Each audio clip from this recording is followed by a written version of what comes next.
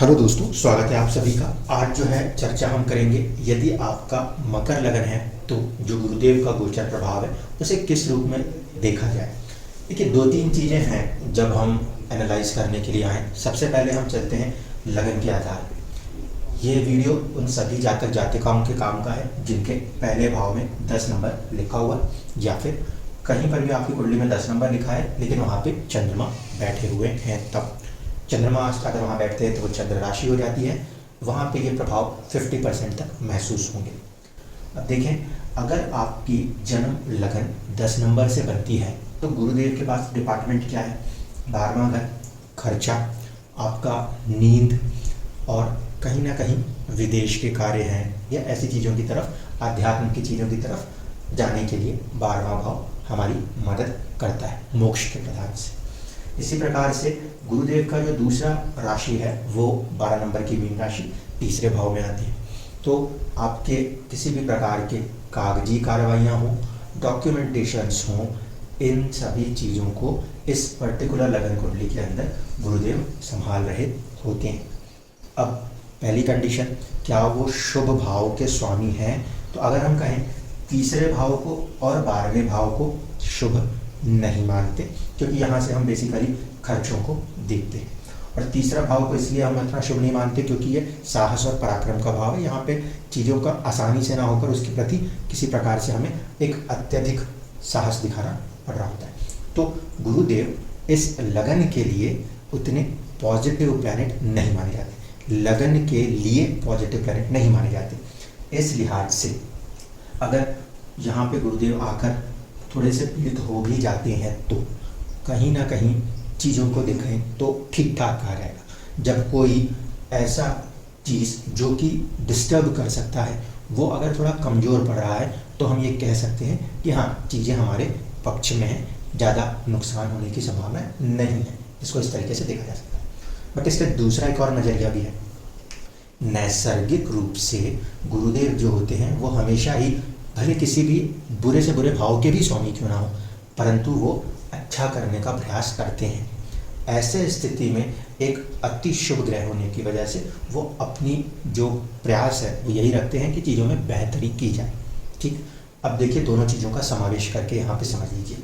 सबसे पहली कंडीशन ये कि गुरुदेव का 12वें भाव जहाँ पे मूल त्रिकोण राशि है उनकी, उसका स्वामित्व लेकर केंद्र में चौथे भाव में बैठना, एक तरीके से मोक्ष त्रिकोण का स्वामी दूसरे मोक्ष त्रिकोण में आके बैठा है, वहाँ तक के लिए फिर भी ठीक है। लेकिन प्रॉपर्टीज़ के ऊपर खर्चों की थोड़ी सी बढ़त हो सकती है, number 1। Number 2, 4th house education के लिए देखा जाता है। अगर यहाँ पे स्थिति बनती है तो शिक्षा को लेकर उसके ऊपर भी कुछ खर्चे, 12th हाउस खर्च, या उसको लेकर हम थोड़े से परेशान हो रहे हों, क्योंकि 12th हाउस कभी कभी हमें मानसिक परेशानियाँ दिखाता है। तो ये चीज़ें यहाँ पे बन सकती हैं। सबसे पहली चीज़, या तो विद्या के ऊपर खर्च या फिर प्रॉपर्टी या एजुकेशन संबंधित किसी चीज़ को लेकर हम कुछ परेशान हो रहे हों। 3rd हाउस में देखें तो 3rd हाउस से एक घर आगे आके बैठे हुए हैं छोटे भाई बहनों के साथ, या फिर हम यहाँ पे ये कहें कि साहस पराक्रम, लिखाई पढ़ाई से मतलब है डॉक्यूमेंट्री काम, या फिर छोटी यात्राएं जो होती हैं शहर के अंदर ही, अगर हम 50 से 60 किलोमीटर की यात्राएं करते हैं तो वह तीसरा भाव है। तो उसके स्वामी सुख भाव में आके बैठे हुए कोशिश कर रहे हैं कि उसका भी एक सुख दे, क्योंकि ये भाव सुख का है। जो भी ग्रह यहाँ बैठेगा ये भाव उसको सुख देने का प्रयास करेगा, लेकिन ये ग्रह उस भाव पे अपना प्रभाव दिखाएगा।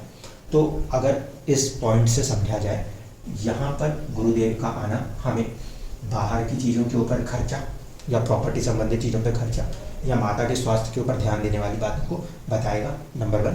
नंबर 2, छोटे भाई बहन या फिर छोटी यात्राएं या फिर किसी तरीके के कोई भी कागजी काम, डॉक्यूमेंटेशंस की बात हो रही तो उनके अंदर आपको थोड़ा सा शुरुआती समय में अड़चनों का सामना करना पड़ सकता है। क्योंकि यहाँ पे गुरुदेव जो विदेश का तत्व और कागजी कार्रवाइयों का तत्व दिखाते हैं वो थोड़े से असहज स्थिति में है, शनि की तीसरी दृष्टि और राहु केतु के प्रभाव होने के कारण। और ये स्थिति अमूमन कहीं ना कहीं सितंबर तक चलती हुई नजर आती है। अब कुछ लोगों के मान लीजिए कि कोर्ट कचहरी के मामले अगर चल रहे हैं 12th हाउस के, तो यहाँ पर 12th हाउस के स्वामी का थोड़ा सा इस समय पीड़ित होना और राहु के दृष्ट होने की वजह से कहीं ना कहीं अजीब सी एक स्थिति बरकरार रहती हुई सी नजर आ सकती है। ये स्थिति भी सितंबर तक गोचरीय प्रभाव के दम पर बनी हुई रह सकती है।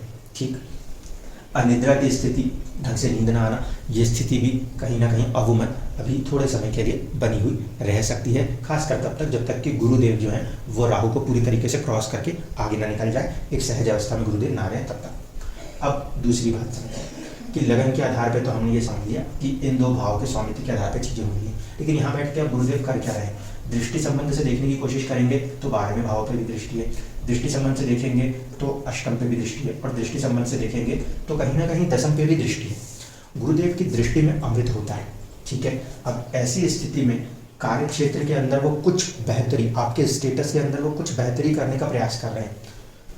बाहर की चीज़ें हों, खर्चे हों, इन चीज़ों के प्रति देखिए, खर्चे को हमेशा नेगेटिव भी नहीं लिया जा सकता, कभी कभी जीवन में मनोरंजन भी एक जरूरी चीज़ है, तो अगर उसको भी ध्यान दिया जाए तो वहाँ पे भी कुछ वो खर्च करने का प्रयास कर सकते हैं, ठीक है। इसी तरीके से अष्टम भाव आध्यात्म भी है और अष्टम भाव जीवन के अंदर परिवर्तन है जो कि नेचुरल रूप से आता है।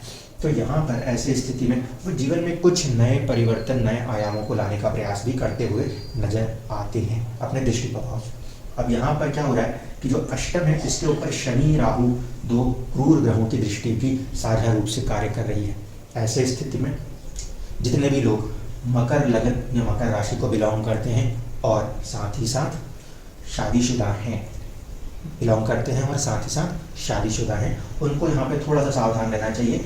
जब सूर्यदेव तकरीबन 5 महीने के बाद अष्टम भाव में आएंगे तो ससुराल पक्ष से या वैवाहिक जीवन के अंदर कोई बड़े मतभेद ना हो, इसको हमें समझना होगा, क्योंकि इस समय भी सूर्यदेव उच्च राशि तो है लेकिन इन दो ग्रहों से पीड़ित, और इन दो ग्रहों से ही उनका भाव भी पीड़ित है। इसलिए वैवाहिक जीवन के लिहाज से ये दृष्टि संबंध मकर लगन के जातक जातिकाओं के लिए थोड़ी सी चुनौती का समय कहा जा सकता है। दो पृथकतावादी ग्रह जो है वह अष्टम को प्रभावित करने की कोशिश कर रहे हैं, ठीक है। सूर्य जब भी इस प्रभाव में आएंगे तो हमें ज़्यादा सावधान रहना पड़ेगा, यानी आपको ये देखना है कि सूर्य कब आपके सिंह राशि में आते हैं, उस समय थोड़ा ज़्यादा सावधानी हमें यहाँ पे बरतनी होगी।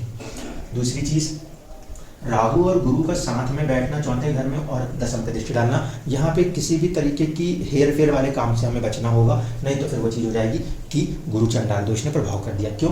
क्योंकि गुरु जो है वो डॉक्यूमेंटेशन के भी स्वामी बन रहे हैं और राहु का काम है गुरु को भ्रमित करना। ऐसे स्थिति में जल्दबाजी में प्रॉपर्टी संबंधित काम है, किसी भी तरीके के वाहन संबंधित काम है, थोड़ा सा चीज़ों को पढ़ के 4 बार पढ़ के फिर दस्तखत करिए, सिग्नेचर्स करिए, ये स्थिति यहाँ पर अवमन बनती हुई सी नजर आती है।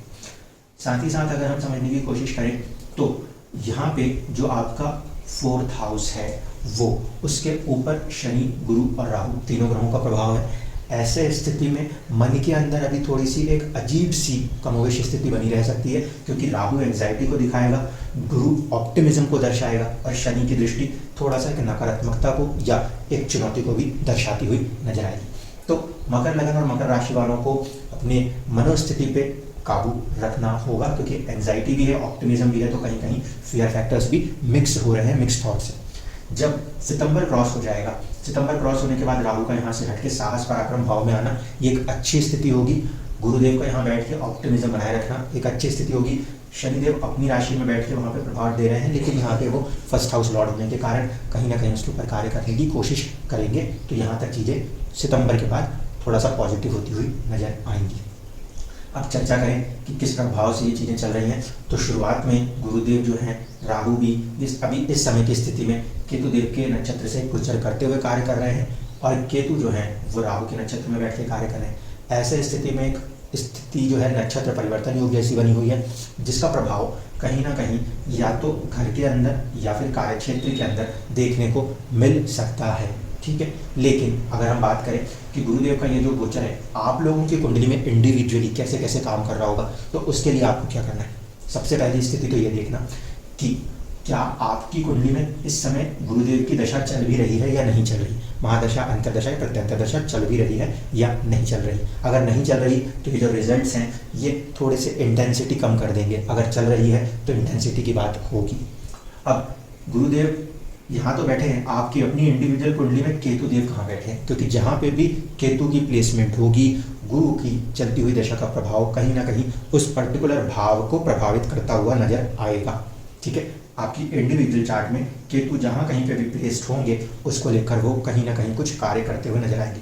मान लीजिए छठे भाव में बैठे हैं तो कॉम्पिटिशन्स हैं, जो हमारी नौकरियां हैं उसके ऊपर, या फिर हमारे स्वास्थ्य के ऊपर हमें ध्यान देने की बात होगी। अगर अष्टम है तो परिवर्तन की बात आ रही होगी। अगर 12th हाउस में बैठे हैं तो हम नेचुरली कहीं पूजा पाठ, दान दक्षिणा या विदेशों की तरफ आकर्षित होते हुए नजर आएंगे। अगर दसम में बैठे हैं तो हमारा जो स्टेटस है उसके अंदर किसी तरीके का कुछ नया प्रभाव आने की संभावनाएं बनती हुई नजर आएंगी।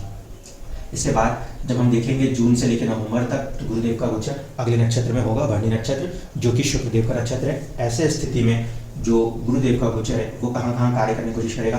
पंचम भाव जो कि मनोरंजन का भी है, प्रेम का भी है, और हमारे कॉलेज लेवल के एजुकेशंस का भी है, मंत्रणा शक्ति का भी है, और साथ ही साथ आपका 10th हाउस यानी हमारे स्टेटस का।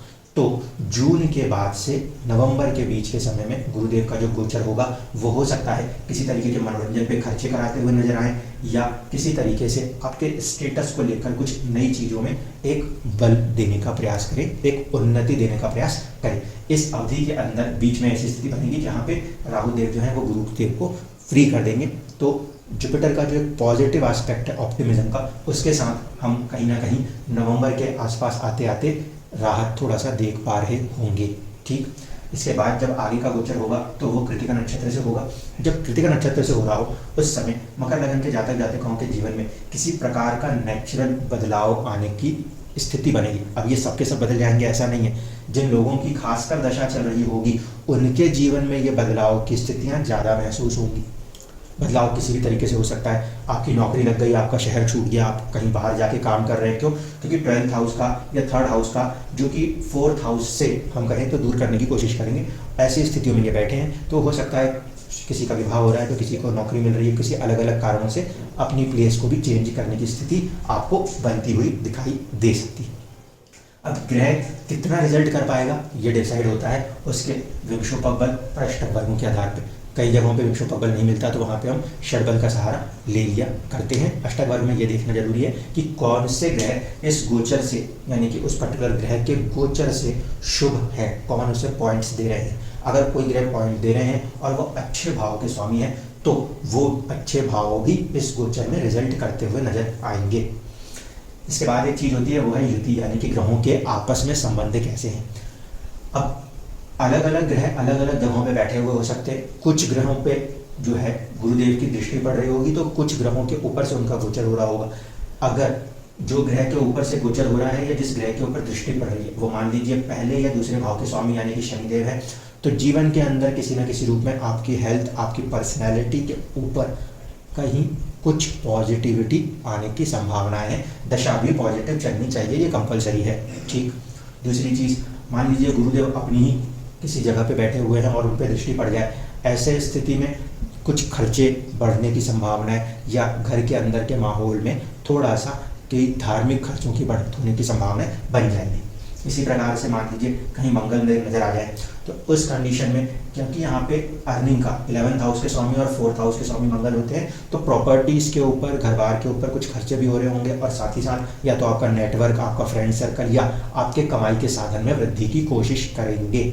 इसी तरीके से अगर मान लीजिए चंद्रदेव कहीं मिल जाते हैं तो उस स्थिति में गुरुदेव की जो दृष्टि है वो आपके जीवन में पार्टनरशिप, साझेदारियाँ और बाहर के प्रति, क्योंकि 7th हाउस आ रहा है, आप 1st हाउस है, 7th हाउस बाहर के प्रति की चीज़ें हैं, वहाँ पे आपको किसी प्रकार के वृद्धि की, कुछ नए सपोर्ट्स देने की कोशिश करेंगे। अगर गुरुदेव का जो गोचर है वो मान लीजिए सूर्य देव के ऊपर कहीं दृष्टि डालता है तो जीवन के अंदर किसी न किसी रूप में वो आपको एक परिवर्तन की तरफ ले जाने की कोशिश करेंगे। जो लोग रिसर्च के कामों से जुड़े हुए हैं या खुदाई के डिगिंग वाले कामों से जुड़े हुए हैं उन लोगों के लिए वो स्थिति ज़्यादा शुभ मानी जा सकती है। इस कॉम्बिनेशन के साथ इस बात को जरूर ध्यान रखिएगा कि ये चौथे घर में बन रहा कॉम्बिनेशन है जो कि बहुत इंपॉर्टेंट हो जाता है साइकोलॉजिकल फैक्टर पे, क्योंकि ये चौथा भाव हमारी मनोस्थिति को दर्शाता है। एक तरफ पे चाहते भी हैं और एक तरफ पे हमारे मॉरल वैल्यूज जुपिटर भी, तो इन दोनों के बीच के एक टकराव की स्थिति और उसके ऊपर से शनि की दृष्टि, ये थोड़े समय के लिए मन के अंदर एक अजीब सी उथल पुथल की स्थिति को बनाए रखेंगे, जो मेरे हिसाब से सितंबर के बाद जाके ख़त्म होती हुई नज़र आएगी। तो इन चीज़ों को आपको ध्यान रखना है। और पहले की वीडियो में भी मैंने आप लोगों को कहा है, अगर दशा आपकी कुंडली में आपको किसी अच्छे मुकाम की तरफ लेके जाना चाह रही है, तब वो गोचर आपको उस मुकाम में ले जाने में मदद करता है, अन्यथा आने वाली कुछ परेशानियों को थोड़ा सा कम करने की कोशिश करता है। दशा यदि अच्छी है और उन्नति देना चाह रही है, तब गोचर उसमें और ज़्यादा एक तरीके से अपना प्रभाव देकर उसको बल देने का प्रयास करता है। इसलिए गोचर के साथ सबसे इम्पॉर्टेंट है, आप अपने दशा फैक्टर को कभी भी ना भूलें। धन्यवाद।